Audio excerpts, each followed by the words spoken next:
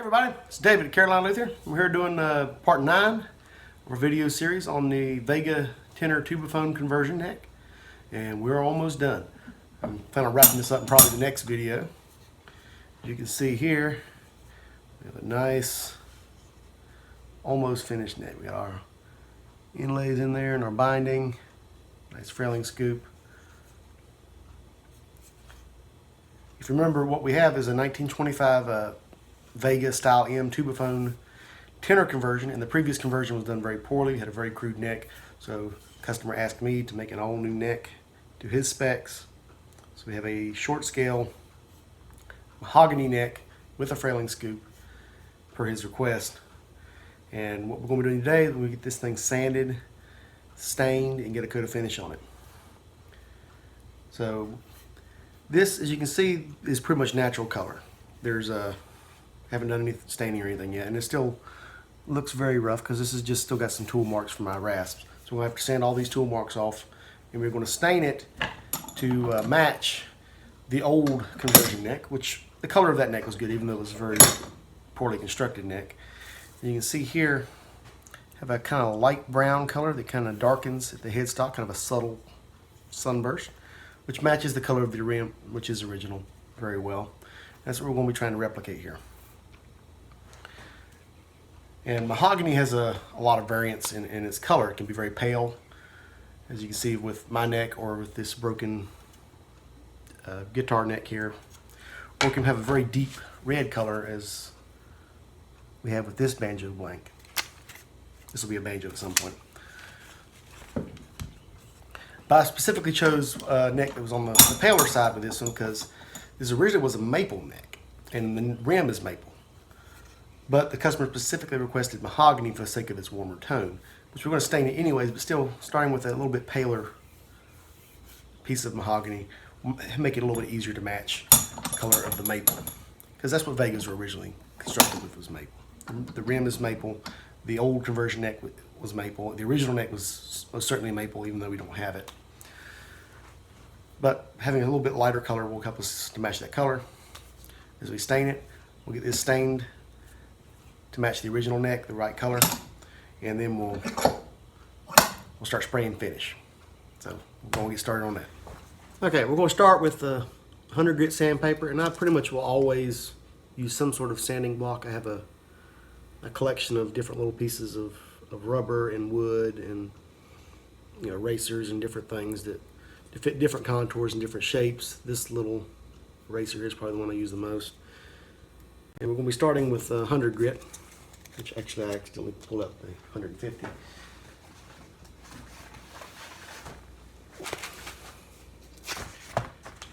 Yes, we start with 100 grit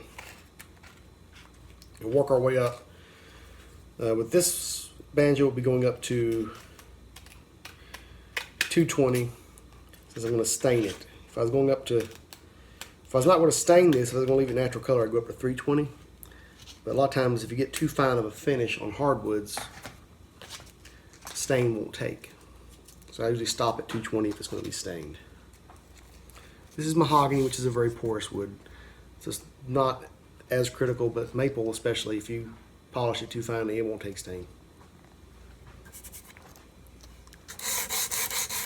And we always go with the grain. And the initial grit will always take the longest because I have to get rid of all these tool marks from my rasps.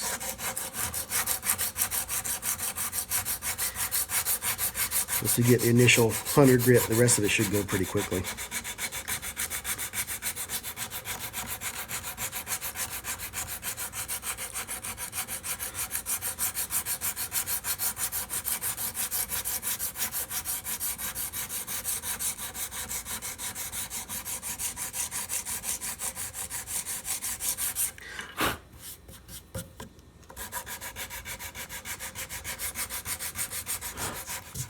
This is pretty much an all-day process because we have 3 different grits to go through. And you can see how slowly this is going. But the initial grit, it takes the longest.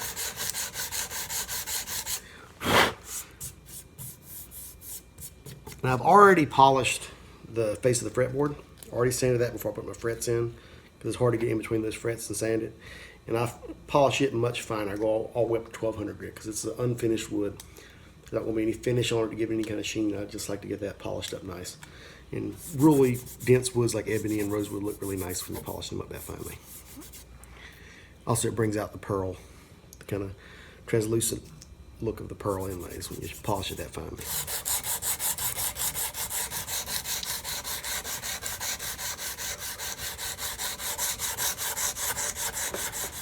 Okay, we've sanded with 100 grit here. You can see the difference. There's no more rasp marks anymore. And we're going to repeat this process 2 more times with finer grits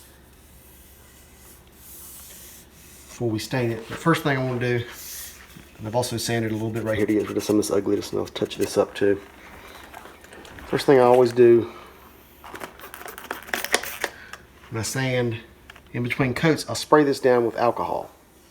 That'll raise the grain, make it sand a little bit easier the next coat. And also, every time you raise the grain like that, it's less of it that you're going to have to deal with when you actually spray the finish. It also makes it easy to tell where you've sanded and where you haven't, because it'll feel just a little bit rougher everywhere. When you sand that off, you've got it sanded. It also gives you insight of what it's going to look like when it has finish on it. You'll see maybe some machine marks or tool marks that you missed. And you'll just get a good look of the grain and the figure of this wood.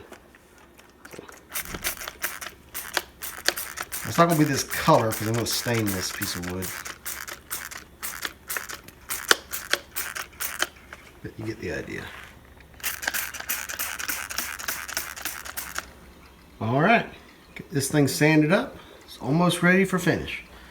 Next thing we got to do is we'll have to stain this thing so we can match the color of the old neck and the rim. And I use a variety of different stains, different brands, whatever I need to get the colors. Today I'm using the Vanderhave military stock stains.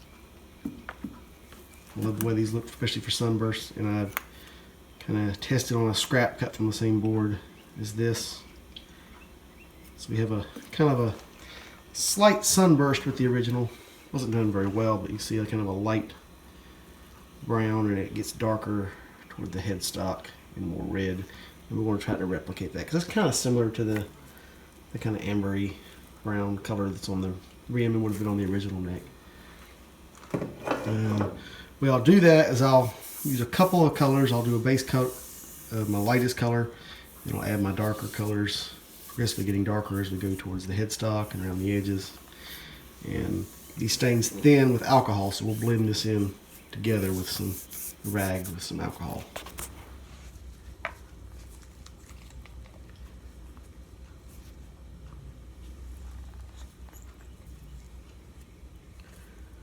Start with our lightest color stain, and I'm wearing gloves because this is some pretty strong stain. My hands will be brown for a week if I don't.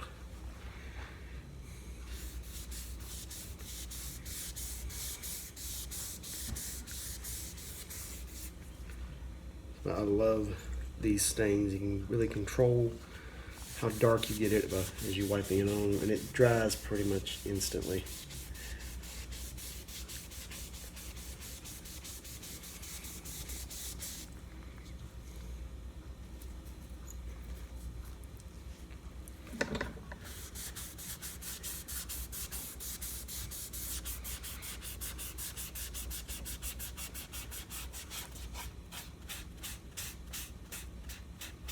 It naturally gets a little bit darker up toward the heel just because of the fact that it's end grain.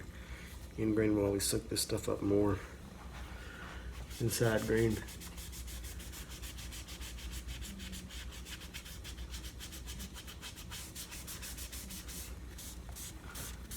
It's looking good.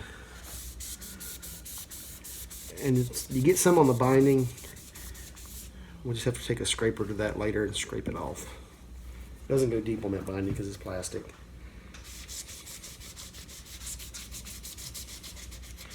Just have to go back with a scraper and fix that. Get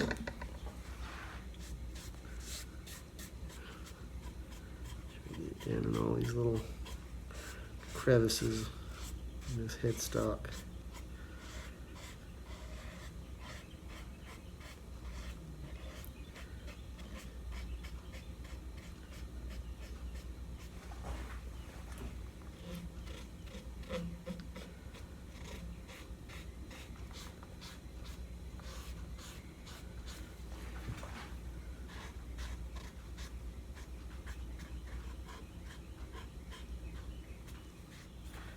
Okay, so that's our first color.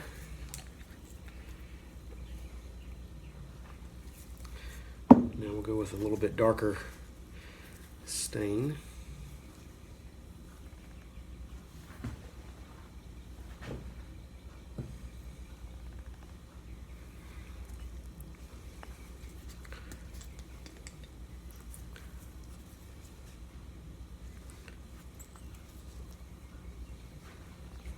On top of that. And we're not even going to worry about toward the middle. We're just starting kind of up here around the peg head.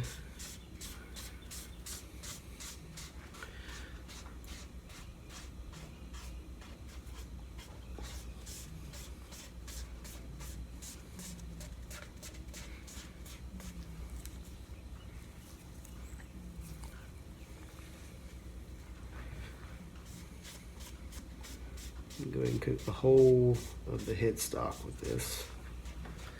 Come out a little bit onto the neck. So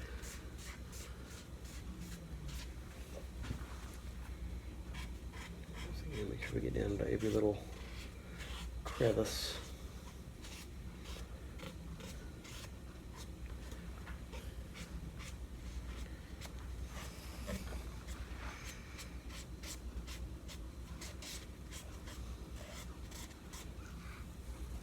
This looks a little bit more red than I would like it, but I know from experience that kind of goes away a little bit when you spray finish on this particular stain.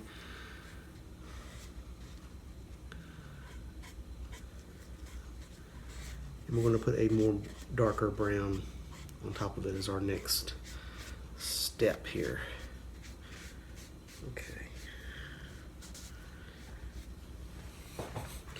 And I want to do the same thing to the heel. They didn't really do much at the heel on the other one, but they did a sorry job anyway. So I'm going to get a little more this red on the heel as well.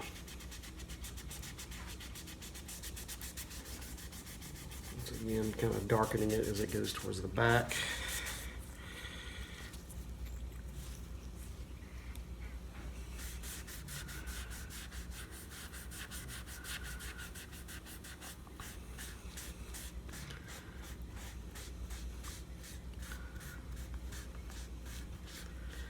And kind of fade it out along the edges as we come down the neck here.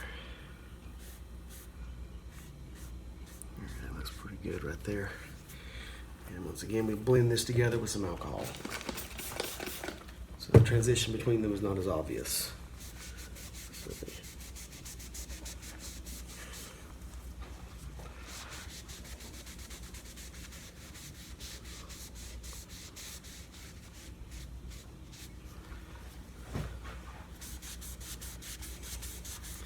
This will dissolve it slightly and allow them to kind of flow together, so it just kind of seamlessly flows from one color to the next, rather than, clearly defined line between the colors. A little bit towards the side of that.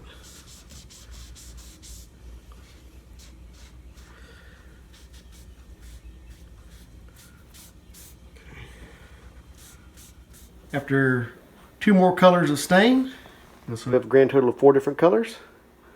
This is what we got. And we have a pretty close match to the original finish on this neck. And even more importantly, we have a really good match to the color of our rim. This is going to match beautifully. Very original. So now all we got to do is we're going to tape up our fretboard anywhere else we don't want any finish. And we'll go outside and we'll spray our first coat of paint. And we'll really start to see what this thing's going to look like. Alright, we're out here getting ready to spray this thing. And I can't say exactly what I'm using to spray. It's kind of a closely guarded industry secret of mine, but it's something I've experimented with for years. It's the exact mixture. I'm the only one that knows it. But it's a varnish, and it flows together beautifully. So we'll go ahead and spray our first coat on this thing, and then you'll see what it looks like.